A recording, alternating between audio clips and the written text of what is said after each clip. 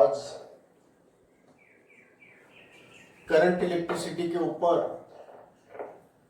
Resistance का combination होने के बाद सोर्सेस ऑफ ईएमएफ का कॉम्बिनेशन हम आज स्टार्ट कर रहे हैं। जब भी अगर कंपोनेंट कनेक्ट करते हो इलेक्ट्रॉनिक सर्किट में, इलेक्ट्रिकल सर्किट में, तो कंपोनेंट एक्टिव भी होते हैं, पैसिव भी होते हैं। पैसिव कंपोनेंट को हम रेजिस्टेंस बोलते हैं, स्विचेस बोलते हैं, वायर्स बोलते हैं। मगर एक्टिव कंपोनेंट ऐसे होते हैं जो कुछ ना कुछ अलग करके बताते हैं। जैसे कि कैपेसिटर हो, इंडक्टर हो या सेल हो, वो एक्टिव कंपोनेंट में गना जाता है उसको। तो इसी तरह बच्चों आज हम सोर्स ऑफ ईएमएफ को जब भी कनेक्शन देंगे तब सर्किट ऐसा बनाते हैं, सोर्स ऑफ ईएमएफ का सिंबल ऐसे देते हैं। सर्किट सिंबल यह है, यहां पॉजिटिव पोटेंशियल, जिसका लाइन लंबी होती है ना उसका हाइयर पोटेंशियल कहा जाता है। जो लाइन छोटी होती है ना उसको नेगेटिव पोटेंशियल कहा जाता है। इस सेल का सिंबल है। ऐसे अगर मल्टीपल सेल्स अगर हमने सीरीज में कनेक्ट किया होता तो उससे बैटरी बनती थी। ये बैटरी का सिंबल है। तो ये बैटरी का सिंबल है और ये सेल का सिंबल है। ये सेल होता है और ये बैटरी होती है। जब हमें ज्यादा ईएमएफ, ज्यादा पोटेंशियल डिफरेंस चाहिए तब हम बैटरी को कनेक्ट करते हैं। और जब अगर हमें सिर्फ छोटा ईएमएफ चाहिए तब हम सेल को कनेक्ट करते हैं।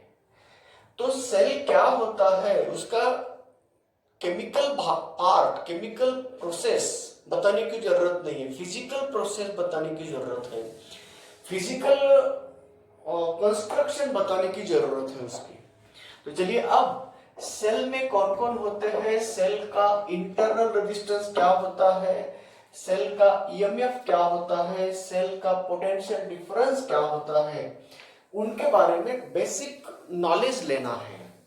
तो चलिए बच्चों, हम जब भी सेल को कनेक्ट करते हैं ना सर्किट में तो हमेशा याद रखना, तो उसके बाजू में उसका इंटरनल रेजिस्टेंस लिख देना। ये इंटरनल रेजिस्टेंस क्या होता है एक इनके बारे में भी जानकारी देता हूं मैं। और इसका ईएमएफ ई बोलते हैं। और जब भी हम उसको एक्सटर्नल रेजिस्टेंस के साथ कनेक्ट करते हैं तो इसको एक्सटर्नल रेजिस्टेंस कहा जाता है। तो क्या होता है एक्सटर्नल रेजिस्टेंस, क्या होता है इंटरनल रेजिस्टेंस, क्या होता है ईएमएफ और क्या होता है पोटेंशियल डिफरेंस। तो ये चीज बेसिक है और बहुत ही इंपॉर्टेंट है। तो चलिए अब हम कंस्ट्रक्शन के बारे में थोड़ा सा जानकारी देते हैं। हम जब भी सेल बनाते हैं ना तब केमिकल कंपोजिशन अंदर होता है और यहाँ इलेक्ट्रोड्स होते हैं। एक इलेक्ट्रोड जिनको हम कैथोड कहते हैं। तो कैथोड बोले तो जो कि इलेक्ट्रॉन क्या करता है, डोनेट करता है, इलेक्ट्रॉन देता है, एक्सटर्नल सर्किट में भेजेगा उससे। और दूसरा है एनोड बोलते हैं हम। तो ये एनोड है और ये कैथोड है। जब भी हम सर्किट को एक्सटर्नल रेजिस्टेंस कनेक्ट करते हैं, ये एक्सटर्नल रेजिस्टेंस हुआ। देखो बच्चों, ये कैथोड है ना, वहां से इलेक्ट्रॉन अवेलेबल होते हैं और यहाँ पॉजिटिव चार्ज अवेलेबल होते हैं। तो देखिए एक्शन कैसी होती है, जब तक हम एक्सटर्नल रेजिस्टेंस और एक्सटर्नल सर्किट कनेक्ट नहीं करते उस सेल को, तब तक एक्सटर्नल रेजिस्टेंस से कोई करंट नहीं जाएगा। और इंटरनल लिक्विड, ये केमिकल कंपोजिशन है, ये इलेक्ट्रोलाइटिक सॉल्यूशंस है, इलेक्ट्रोकेमिकल सॉल्यूशंस है। तो ये जो सॉल्यूशन होता है जिसके थ्रू भी आयन फ्लो होते हैं वो भी स्टॉप हो जाता है। यानी कि एक सिंपल वोल्टेज सेल के बारे में जानकारी देता हूं। यह अगर जिंक रॉड रहा तो जिंक अंदर आता है, जिंक डिसॉल्व होता है H2SO4 जैसे एसिड में। जैसे ही जिंक झड़ियन डिसॉल्व हुआ H2SO4 एसिड में, तब जिंक सल्फेट बनता है और H आयॉन्स फ्री होते हैं, H+2 आयॉन्स फ्री होते हैं। तो ये आयॉन्स कहां भटकते होंगे? इस सॉल्यूशन में, इस केमिकल में, इलेक्ट्रोलाइटिक सॉल्यूशन में ये भटकते हैं। अब चलिए, जैसे ही ये बाहर आए कौन, जिंक, तो रिएक्शन होगा H+, तो H+ इधर उधर wandering that H+ ion into that solution. Now as soon as and that here zinc dissolve हुआ, मगर जिंक जब भी एक आयन जिंक का यहां आता है तो 2 इलेक्ट्रॉन यहां बनते हैं। तो 2 इलेक्ट्रॉन फ्री हो गए, वो वहां जाके रुक गए। तो जैसे जैसे ये जिंक डिसॉल्व होते जाएगा वैसे यहाँ पे इलेक्ट्रॉन डिपोजिशन बढ़ते जाएगा, और जैसे ही हमने उसको एक्सटर्नल रेजिस्टेंस को जोड़ दिया तो ये इलेक्ट्रॉन इसके थ्रू भागकर यहाँ आएंगे और इधर भटकते हुए हाइड्रोजन आयन को ये अट्रैक्ट करेंगे। जैसे ही ये हाइड्रोजन आयन को अट्रैक्ट करते हैं, तब ये हाइड्रोजन आयन इस इलेक्ट्रोड के ऊपर आने के बाद, उस इलेक्ट्रॉन के साथ रिएक्ट होने के बाद, जब भी 2H+ आयन 2 इलेक्ट्रॉन के साथ कंबाइन होता है, तब H2 गैस बनता है। तो ये गैसियस फॉर्म का हाइड्रोजन वहां बनता है। कहां? इस इलेक्ट्रोड के बाजू में, साइड में। तो ये deposition of gas, hydrogen gas on the surface of the anode surface, or on the surface of the anode, that process is called as polarization process. क्यों? ये अगर हाइड्रोजन गैस रहा तो इनर साइड पे negative charge electron आके बैठते हैं, बाहर वाले पॉजिटिव चार्ज में पोलराइज्ड हो जाता है, यानी कि दोनों में फर्दर रिएक्शन नहीं हो सकती है, इसलिए ये स्टॉप हो सकता है। तो ये पोलराइजेशन होना यानी कि सेल को डिस्टर्बेंसेस क्रिएट करना। तो इसीलिए बच्चों हम इसको पॉलिश करते हैं, सिल्वर कोट करते हैं, पॉलिश्ड करते हैं, so that gas can not be stopped here. Deposition of gas does not takes place on the surface of anode, so it is polished. और लुब्रिकेंट बनाया जाता है, उसको पॉलिश किया जाता है, ताकि यह बने हुए गैस बबल्स यहाँ रुक ना सकते, ये बाहर जाएंगे, गैस बाहर जाएगा, यहाँ कांटेक्ट बनते रहेगा। तो ये रहा केमिकल प्रोसेस, ऐसी बनती है।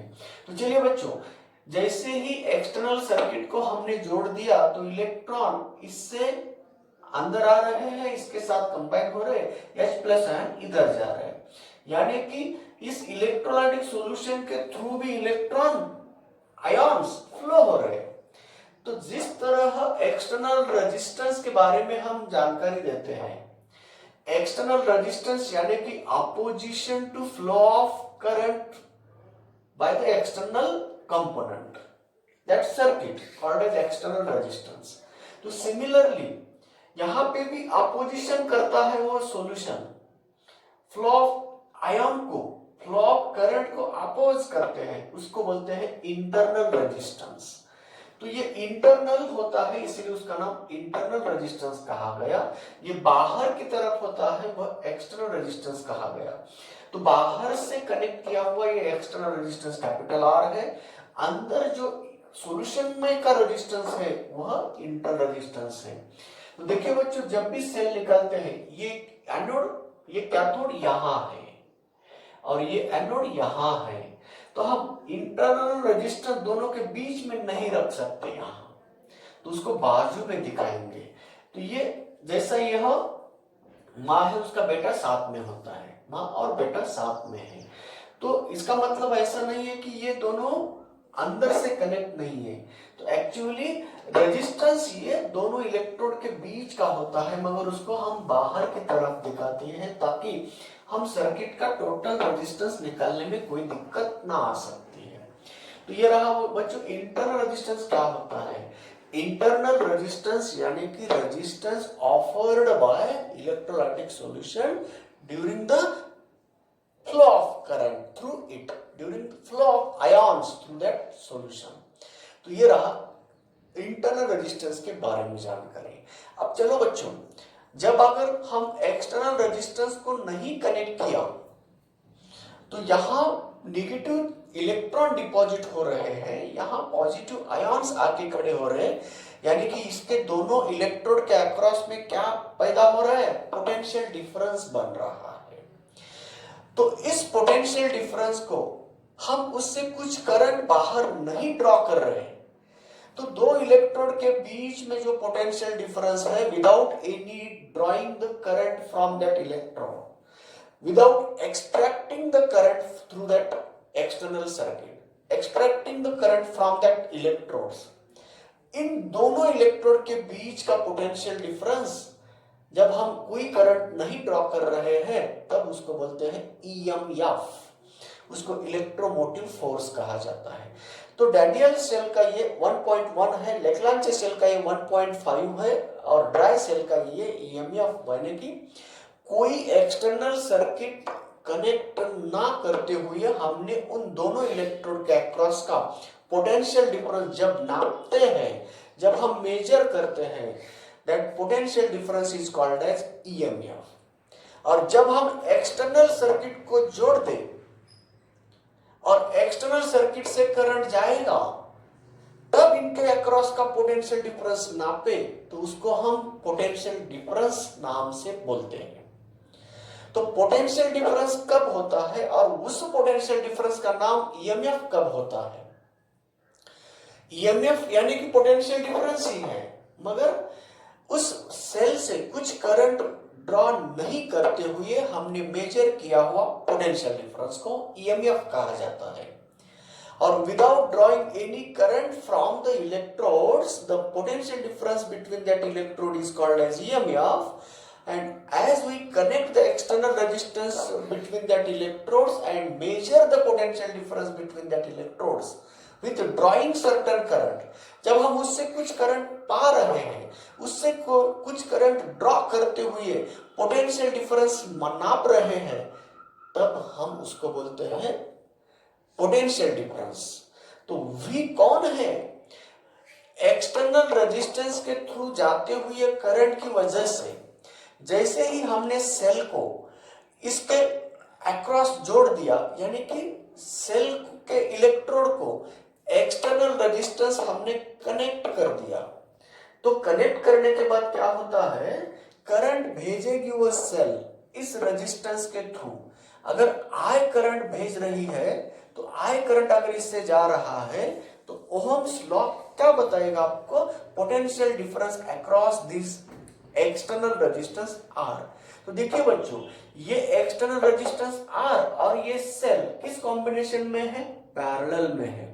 तो जैसे ही हम पैरेलल कॉम्बिनेशन, ये दिखता है बाहर मगर एक्चुअली कहाँ है, अंदर है। तो ये सेल, इसको हम नहीं ले सकते, तो ये सेल और ये एक्सटर्नल रेजिस्टेंस इस तरह से, एक्सटर्नल रेजिस्टेंस इसको और इसको जोड़ दिया, देखो इंटरनल रेजिस्टेंस कहाँ है, अंदर है। तो हम सेल के इलेक्ट्रोड के अक्रॉस का पीडी नाप रहे हैं, पोटेंशियल डिफरेंस ही नाप रहे हैं, मगर कब, कुछ करंट बाहर की तरफ आ रहा है with flowing the current through external resistance. जब ये एक्सटर्नल रेजिस्टेंस से करंट आ रहा है तब का नापा हुआ पोटेंशियल डिफरेंस को हम सिर्फ पोटेंशियल डिफरेंस बोलते हैं। और यहां से इसको नहीं कनेक्ट किया होता, इसको निकाल दो और इन दोनों इलेक्ट्रोड के अक्रॉस का पीडी बोले तो कौन है, सिर्फ ईएमएफ है। अब करंट निकालते बगैर हम उसके इलेक्ट्रोड के अक्रॉस का जब ईएमएफ नापेंगे तब कहेंगे वो ईएमएफ है, पीडी जब नापेंगे तब कहेंगे उसको ईएमएफ। तो ईएमएफ और पीडी में थोड़ा सा फर्क है। क्या फर्क है? Without drawing any current from the electrodes, the potential difference between that two electrode is called as EMF. Or with drawing certain current through that electrode, the potential difference between that electrode is called as potential difference, V. तो V में और E में ये फर्क है। चलिए बच्चों, तो याद रखिए। तो अब EMF किसको बोलते हैं? दो इलेक्ट्रोड के बीच का पोटेंशियल डिफरेंस को ईएमएफ कब कहा जाता है? जब उससे कुछ करंट हम निकाल नहीं रहे, उस सेल के थ्रू हम करंट कुछ बाहर नहीं एक्सट्रैक्ट कर रहे, तब नापा हुआ पोटेंशियल डिफरेंस को हम बोलते हैं ईएमएफ। और करंट तो निकाल रहे हैं, करंट निकाल रहे हैं और उनके इलेक्ट्रोड के अक्रॉस का पीडी को हम बोलते हैं पोटेंशियल डिफरेंस V। तो चलिए बच्चों, जैसे ही करंट बढ़ेगा यानी कि इनके दो इलेक्ट्रोड के अक्रॉस का पोटेंशियल डिफरेंस घटेगा। कैसे घटता है उनके बारे में जानकारी देंगे। इससे पहले थोड़ा सा इंफॉर्मेशन इंटरनल रेजिस्टेंस के बारे में भी जानकारी चाहिए आपको। चलो, इंटरनल रेजिस्टेंस किसके ऊपर डिपेंड होता है? क्या हम उस इंटरनल रेजिस्टेंस को बदल सकते हैं? क्या हम इंटरनल रेजिस्टेंस को चेंज कर पाते हैं बाहर से? तो इसका आंसर है नहीं। जब हम उस सेल को कंस्ट्रक्ट कर रहे हैं उसी वक्त हमें उसको एडजस्ट कर सकते हैं। अगर इन इंटरनल रेजिस्टेंस को चेंज करना है, इंटरनल रेजिस्टेंस किसके ऊपर डिपेंड है वह जानकारी पाना है, तो हम ये जानकारी दे रहे हैं। अगर इंटरनल रेजिस्टेंस घटाना है या बढ़ाना है तो कैसे होगा? ये दो इलेक्ट्रोड अगर एक दूसरे से बहुत दूर लिए हमने, if the separation between the electrode is increased, the internal resistance goes on increasing. तो इंटरनल रेजिस्टेंस किसके ऊपर डिपेंड है? Separation between the two electrode के ऊपर। उस सॉल्यूशन में अगर हमने ये सॉल्यूशन दिया है, कोई भी केमिकल सॉल्यूशन होगा, तो इलेक्ट्रोड अगर दूर रखे हैं, ये देखो यहां इलेक्ट्रोड रखे हैं, तो इनका सेपरेशन इससे बड़ा है, तो इस वक्त इसका इंटरनल रेजिस्टेंस इससे बड़ा होता है। तो इसीलिए बच्चों, internal resistance of the cell किसके किसके ऊपर डिपेंड होता है ये बता रहा हूं। जब दोनों इलेक्ट्रोड एक दूसरे से बहुत ही क्लोज रखा, अगर ये इलेक्ट्रोड इसके बहुत क्लोज लाया तो इंटरनल रेजिस्टेंस घटेगा, क्योंकि अपोजिशन कम होगा ना आयन के फ्लो को। तो जैसे ही आयन दौड़ रहे उसके थ्रू, तो अगर ज्यादा स्पेस दिया तो ज्यादा रेजिस्टेंस होगा, कम स्पेस लिया तो कम रेजिस्टेंस होगा। इसीलिए इंटरनल रेजिस्टेंस डिपेंड होता है separation between the electrodes. Okay, ये चीज याद रखना है। और सिर्फ सेपरेशन ऊपर नहीं, उस इलेक्ट्रोलाइटिक सॉल्यूशन के नेचर के ऊपर भी डिपेंड होता है। टाइप ऑफ इलेक्ट्रोलाइटिक सॉल्यूशन, किस टाइप का इलेक्ट्रोलाइटिक सॉल्यूशन है, तो it also depend upon the electrolytic solution. Chemical composition किस तरह का है, कौन से तुम कॉन्सेंट्रेशन कैसा ला रहे हैं, कौन से ये केमिकल्स यूज कर रहे हैं, उसके ऊपर इंटरनल रेजिस्टेंस भी डिपेंड होता है। दूसरा, इलेक्ट्रोड के साइज के ऊपर भी डिपेंड होता है। अगर इलेक्ट्रोड बड़े साइज के लिए तो क्या हो सकता है, तो इलेक्ट्रोड अगर बड़े साइज के लिए तो ज्यादा आयन्स हम बना सकते हैं, डिसॉल्व होने का प्रमाण ज्यादा हो सकता है। आयन का नंबर बढ़ाना यानी कि क्या होगा, तो हम उसको कंडक्टिविटी बढ़ाते हैं, कंडक्टिविटी बढ़ाना तो रेजिस्टिविटी कम किया। इसी तरह बच्चों, यहाँ resistance, internal resistance also depend upon the size of electrodes also. तो ये तीन चीज के ऊपर इंटरनल रेजिस्टेंस डिपेंड होता है। Internal resistance depend upon the separation between the electrodes, internal resistance depend upon the nature of the electrolytic solution, also depend upon the size of the electrodes. Okay, तो इस तरह बच्चों electric resistance, internal resistance किसके ऊपर depend होता है, ये भी जानकारी हम इलेक्ट्रिक सेल के बारे में ली। इलेक्ट्रिक सेल का ईएमएफ किसे बोलते हैं और इलेक्ट्रिक सेल का पीडी किसे बोलते हैं, इसके बारे में भी जानकारी ली। तो इलेक्ट्रिक सेल के बारे में आप जानकारी ली है। अब हमें बढ़ना है आगे। तो सर्किट में जब भी हम इलेक्ट्रिक सेल को कनेक्ट करेंगे, तब how to get the mathematical equations, तो किस तरह के हम मैथमेटिकल इक्वेशंस बना सकते हैं जब भी हम इस सेल को सर्किट में कनेक्ट करने के बाद। तो चलिए बच्चों, हम दोबारा इन शॉर्ट बताएंगे। इलेक्ट्रिक सेल कौन होता है? Electric cell source of EMF होता है। तो इलेक्ट्रिक सेल में कौन कौन होते हैं? 2 इलेक्ट्रोड होते हैं और केमिकल कंपोजिशन होता है। तो इलेक्ट्रोड के बीच में जो रेजिस्टेंस होता है उसको इंटरनल रेजिस्टेंस बोलते हैं, और बाहर से हम जो एक्सटर्नल रेजिस्टेंस लगाते हैं, सर्किट लगाते हैं, उस सर्किट का रेजिस्टेंस को हम एक्सटर्नल रेजिस्टेंस बोलते हैं। जब कंपोजिशन की बात आती है, केमिकल रिएक्शन की बात आती है, फिजिक्स नहीं बताएगा, वो केमिस्ट्री बताएगी। फिजिकल केमिस्ट्री में इलेक्ट्रोलाइटिक केमिस्ट्री बोले को एक बीट है, केमिकल स्टडी उसमें होती है फिजिकल केमिस्ट्री में। तो अब एक्सटर्नल रेजिस्टेंस जोड़ने के बावजूद इसका पोटेंशियल डिफरेंस को हम बोलेंगे पीडीवी, और एक्सटर्नल रेजिस्टेंस कोई नहीं कनेक्ट किया और उनके अक्रॉस का पीडी नापा तो उसको बोलेंगे ईएमएफ। तो किसे ईएमएफ बोलते हैं, किसे इंटरनल रेजिस्टेंस बोलते हैं, किसे एक्सटर्नल रेजिस्टेंस बोलते हैं, और इंटरनल रेजिस्टेंस किन किन चीजों के ऊपर डिपेंड है, ये सब जानकारी मैंने शॉर्टली दे दिया। इसे बोलते हैं सेल के बारे में बेसिक नॉलेज। तो cell electrical cell, electrochemical cell रहा, तो उनके बारे में सब बेसिक नॉलेज चाहिए। तो इंटरनल रेजिस्टेंस कहाँ होता है, किसके ऊपर डिपेंड होता है, सेल का ईएमएफ किसे कहते हैं, पोटेंशियल डिफरेंस किसे कहते हैं। तो अब चलिए इन दोनों के बीच का रिलेशन पा रहे हैं हम। तो दोनों के बीच का रिलेशन पाने के लिए अब हम सर्किट बनाना होगा। तो एक सेल है जिनका ईएमएफ ई है और उनका इंटरनल रेजिस्टेंस आर है। तो हम इक्वेशन बना रहे हैं, मैथमेटिकल इक्वेशन पा रहे हैं। यहाँ पे जब हम सेल को जिसका ईएमएफ ई है, ऐसे सेल को इंटरनल रेजिस्टेंस आर है, इस सेल को हम सर्किट में जोड़ दे, एक्सटर्नल रेजिस्टेंस आर के साथ जोड़ दे, ये पॉइंट ए रहा, ए पॉइंट बी रहा। तो चलिए बच्चों, ए को हम उसका एनोड का पॉइंट बोलेंगे, बी को हम कैथोड का पॉइंट बोलेंगे। ये दिखने में बाहर है मगर बेसिकली वो अंदर है, दिखाते हम बाहर। तो चलिए बच्चों, ये एक्सटर्नल रेजिस्टेंस है। जैसे ही हमने सेल को कनेक्ट कर दिया, करंट बहता है, आई करंट बहेगा। तो चलो इन दोनों इलेक्ट्रोड के अक्रॉस का पीडी को हम क्या बोलेंगे, V equal to I into R बोलेंगे। ओम्स लॉ यूज कर रहे हैं, और यही करंट इन इंटरनल रेजिस्टेंस के थ्रू जा रहा है ना।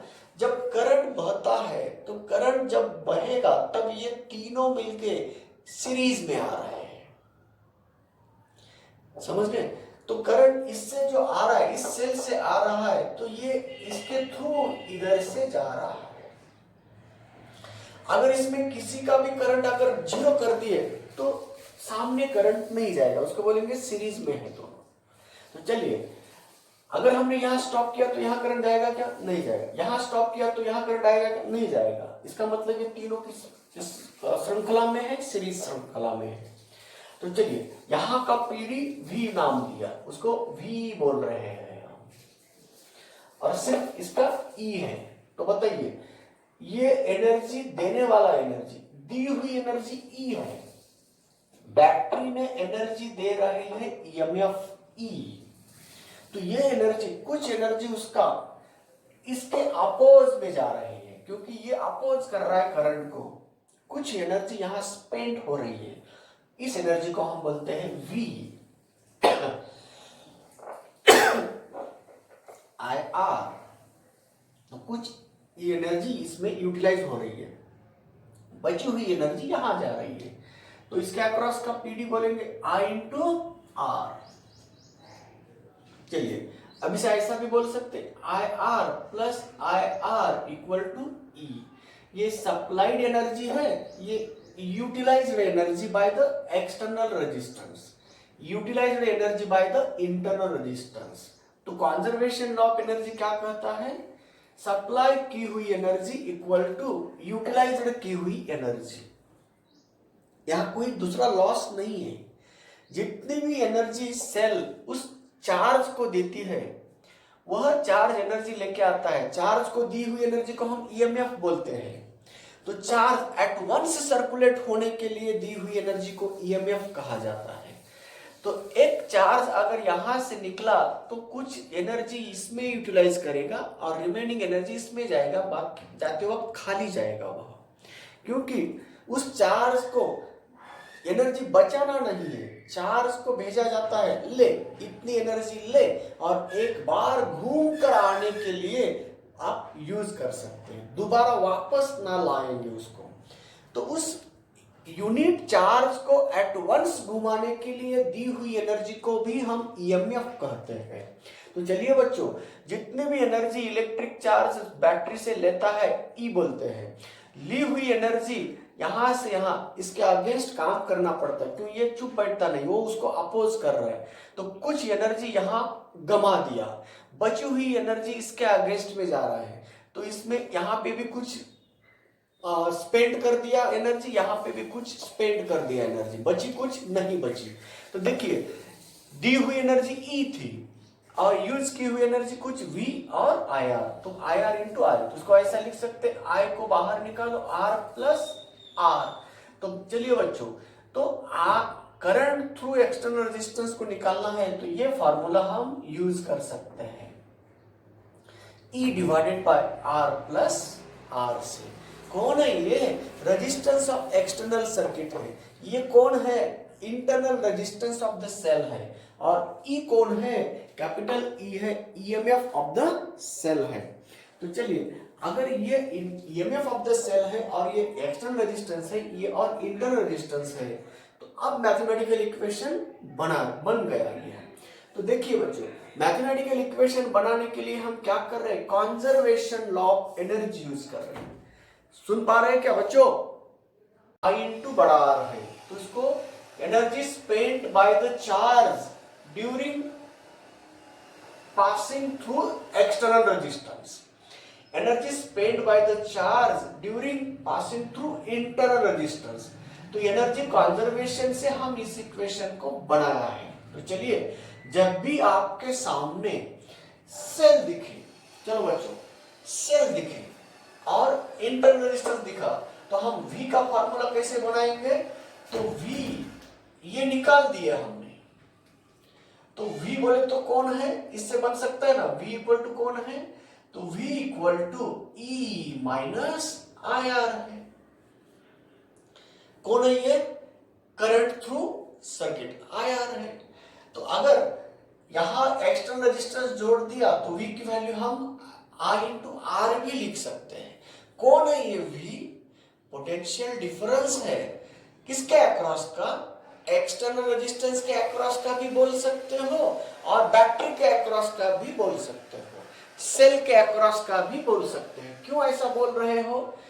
अगर इन दोनों पॉइंट, इन दोनों जंक्शन की जब बात आती है तो ये दोनों पॉइंट इनके लिए भी कॉमन है और इनके लिए भी कॉमन है। तो हम इस V को potential difference across external resistance भी कह सकते हैं और उसको potential difference across the cell भी बोल सकते हैं। जब हम सेल की बात कही तब इक्वेशन ये आएगा, V equal to E minus IR। जब हम एक्सटर्नल रेजिस्टेंस के बारे में बोला तो V इक्वल टू आएगा I इंटू R। जब एक्सटर्नल रेजिस्टेंस के बारे में सोचेंगे तब इनके अक्रॉस का PD कैसे निकाला जाता है? I इंटू R से। जब आपको एक्सटर्नल रेजिस्टेंस नहीं पता, एक्सटर्नल रेजिस्टेंस नहीं पता, आपको सिर्फ सेल का ईएमएफ और इंटरनल रेजिस्टेंस पता है, तब भी इस फार्मूले से निकाल सकते हैं। तो ये फार्मूला कब यूज करना और ये फार्मूला कब यूज करना, दोनों भी potential difference between the electrode का ही है।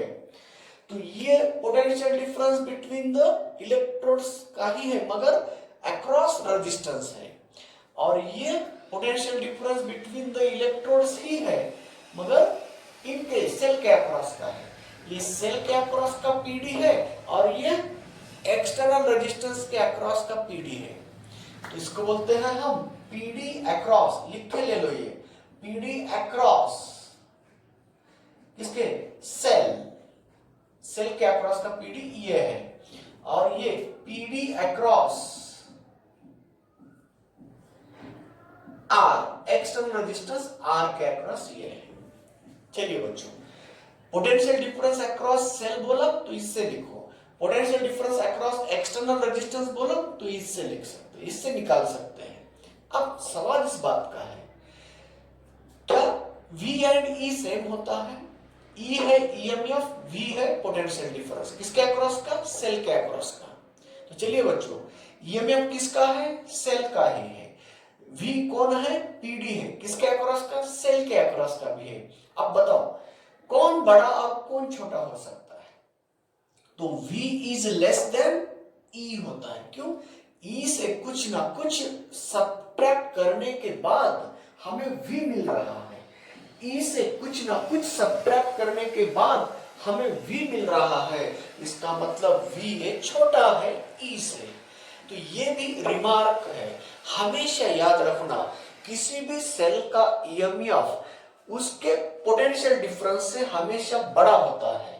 हम उल्टा भी बोल सकते हैं, किसी भी सेल का पोटेंशियल डिफरेंस उससे उसके EMF से कम रहता है। अगर आपके सामने 1.1 वोल्ट का सेल रहा, ये EMF बोला जाता है, तो पोटेंशियल डिफरेंस इससे बड़ा कभी भी नहीं हो सकता है। तो पोटेंशियल डिफरेंस या तो इक्वल होगा, कब? कोई करंट नहीं जा रहा। देखो ना, अगर उस सेल से कुछ भी करंट नहीं जा रहा है तो V बोले तो कौन आया? E। इसका मतलब पोटेंशियल डिफरेंस ही कौन बना? E बना। तो इसीलिए हम बोलते हैं ना, EMF को कैसे डिफाइन कर रहे थे? देखो, EMF यानी कि potential difference between the electrodes होता है जब कोई करंट नहीं जाएगा, बोले तो I की वैल्यू 0 है। जब I 0 होता है तब E यानी कि V। तो देखो ना, विदाउट ड्रॉइंग एनी करंट नापे हुए पोटेंशियल डिफरेंस को हम क्या बोलेंगे? EMF। अगर करंट जा रहा है तब इसका पोटेंशियल डिफरेंस को हम EMF बोल सकते क्या? नहीं। तो उस वक्त करंट जब बहेगा तब हमें मिलेगा पोटेंशियल डिफरेंस, नॉट EMF। जब करंट नहीं बहेगा, इसका मतलब ये 0 हुआ, तो जो पोटेंशियल डिफरेंस का नाम है उसी का नाम हम EMF दे सकते हैं। इसी तरह बच्चों, EMF में और पोटेंशियल डिफरेंस में फर्क क्या है वो भी हमने आपके सामने बता दिया। तो अगर सेल पता है, उसका EMF पता है, इंटर रेजिस्टेंस दिया है और करंट जा रहा है उसके थ्रू, अब बोला इसके अक्रॉस का PD बोलो तो ये बताना। करंट जा रहा है, एक्सटर्नल रेजिस्टेंस के अक्रॉस का PD बोलो तो ये ले लो। तो कब कौन सा फार्मूला यूज करना है, इनके बारे में मैंने जानकारी दी है।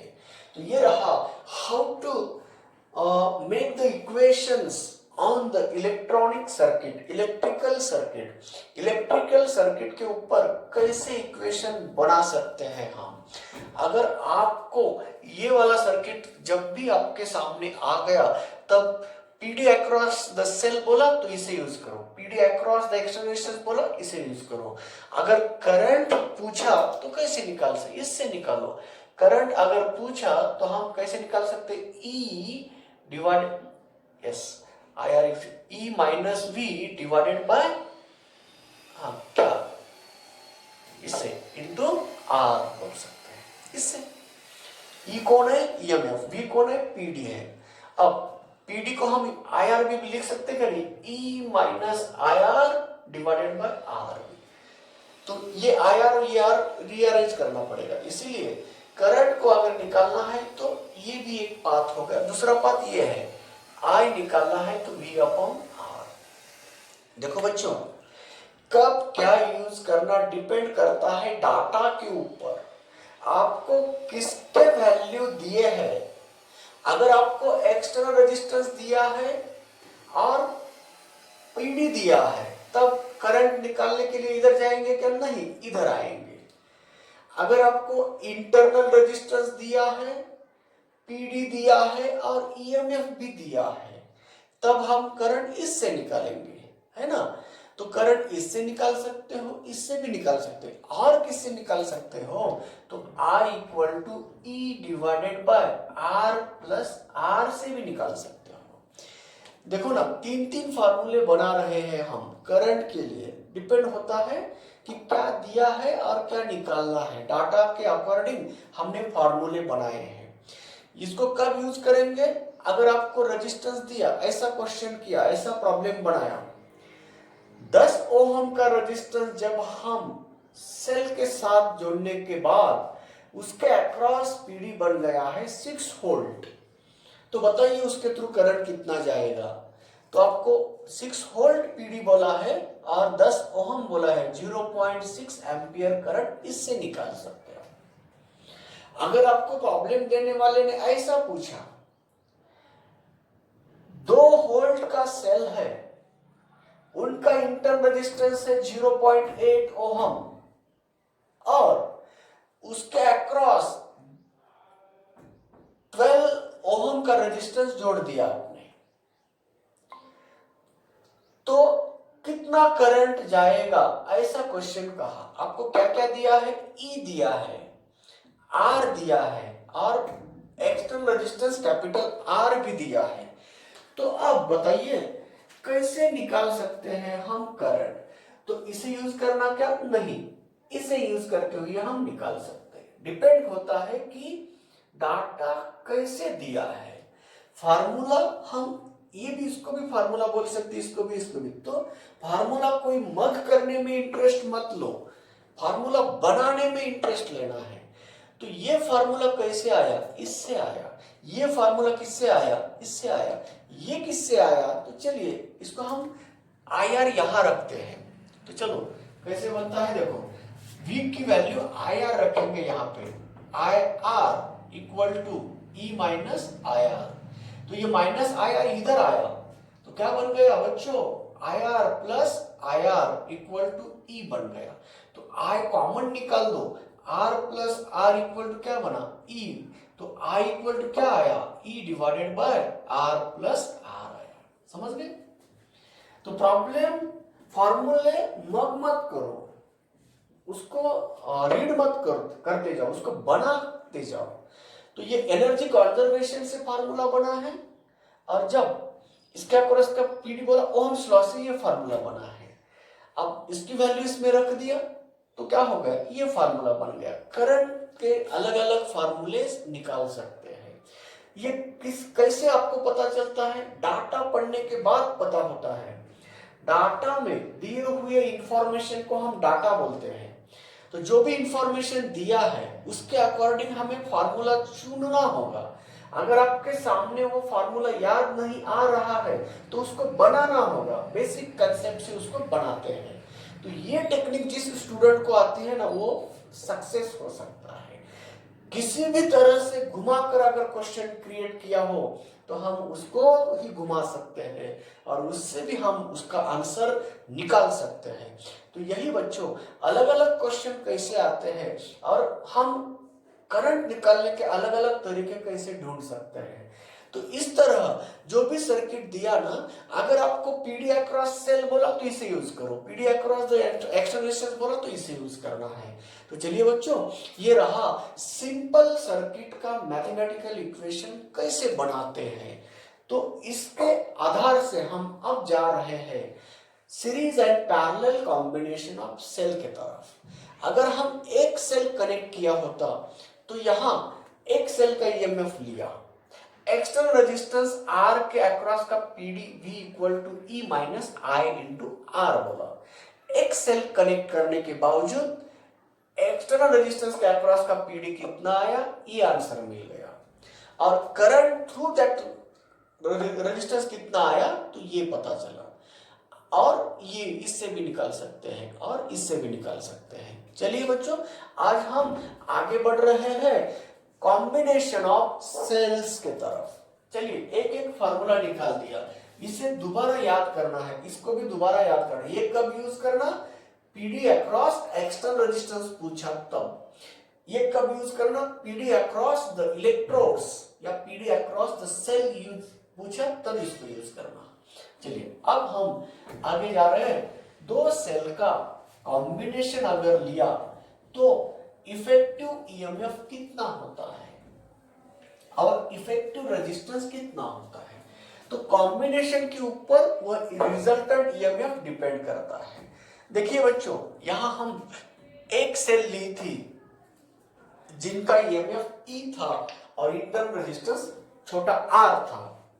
तब देखो अगर मैंने एक सेल को लिखना है तो ये एक सेल बन गया, दूसरा सेल इसके बाजू में जोड़ने वाला हूं, तो किस तरह से जोड़ना है उसको सीरीज एंड पैरेलल बोला जाता है। अगर आपने इसके निगेटिव को दूसरे सेल का पॉजिटिव कनेक्ट कर दिया तो इस कॉम्बिनेशन को हम बोलते हैं सीरीज है मगर सम है। ऐसा क्यों? क्योंकि इसमें दोनों के ईएमएफ की एडिशन बनती है। क्यों, कैसे, वो दिखाता हूं मैं। पहले आपको समझा रहा हूं कि अगर इस तरह का कॉम्बिनेशन दिया हो तो ये किस तरह का कॉम्बिनेशन है, दोनों सेल के बीच में कितने जंक्शन कॉमन है, एक जंक्शन। तो ये दोनों सेल किस कॉम्बिनेशन में आए, सोचिए, इसका ईएमएफ E1 है, इसका ईएमएफ E2 है। ओके, अब दोनों सेल का ईएमएफ क्यों ऐड होता है वो बाद में बताता हूं। पहले बताओ दोनों सेल के बीच में कितने जंक्शन कॉमन है, एक। तो इसीलिए दोनों सेल किस कॉम्बिनेशन में आए, सीरीज में। अब यहां एडिशन हो रही है इसलिए उसका नाम दूसरा क्या दिया, सम। तो कैसे एडिशन होता है उसको एक्सप्लेन करता हूं। जैसे ही आपने दो सेल चुने हैं जिनका ईएमएफ E1 एंड दूसरे का ईएमएफ E2 चुना है, इसका मतलब अलग अलग ईएमएफ के सेल हो तो अलग अलग इंटरनल रेजिस्टेंस होता है उसमें।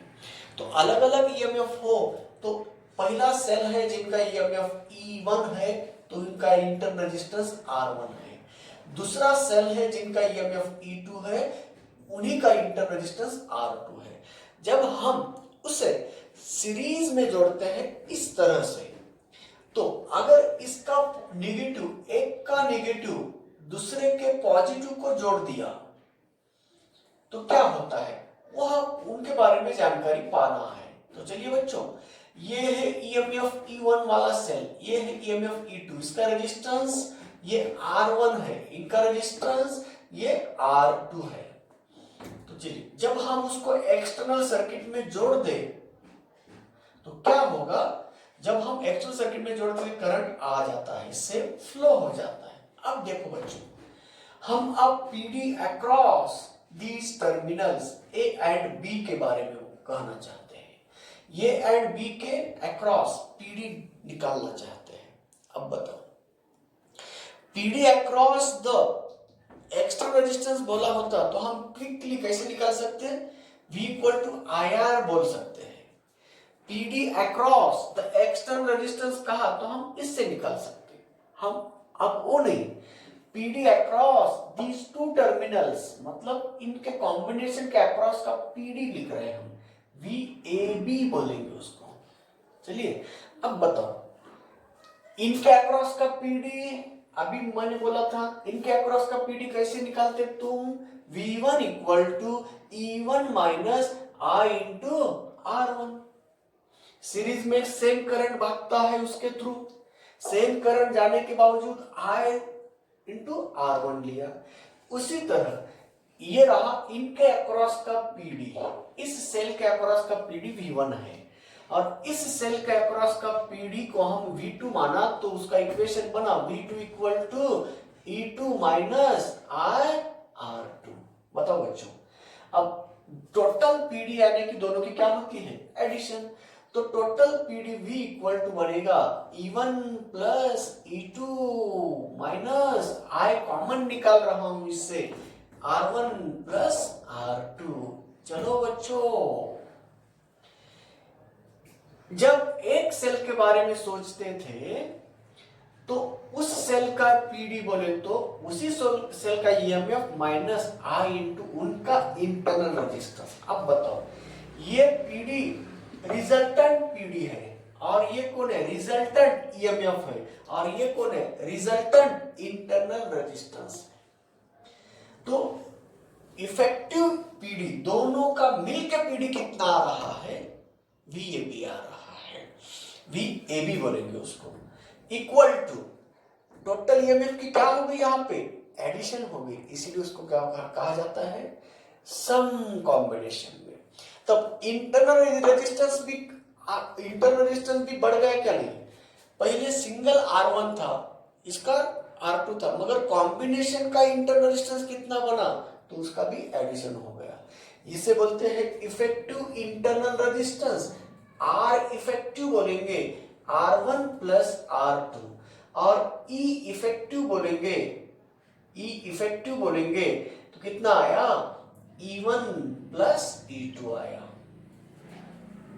तो ये है what is the effective value of internal resistance और what is the effective value of EMF when two cells are connected in this manner।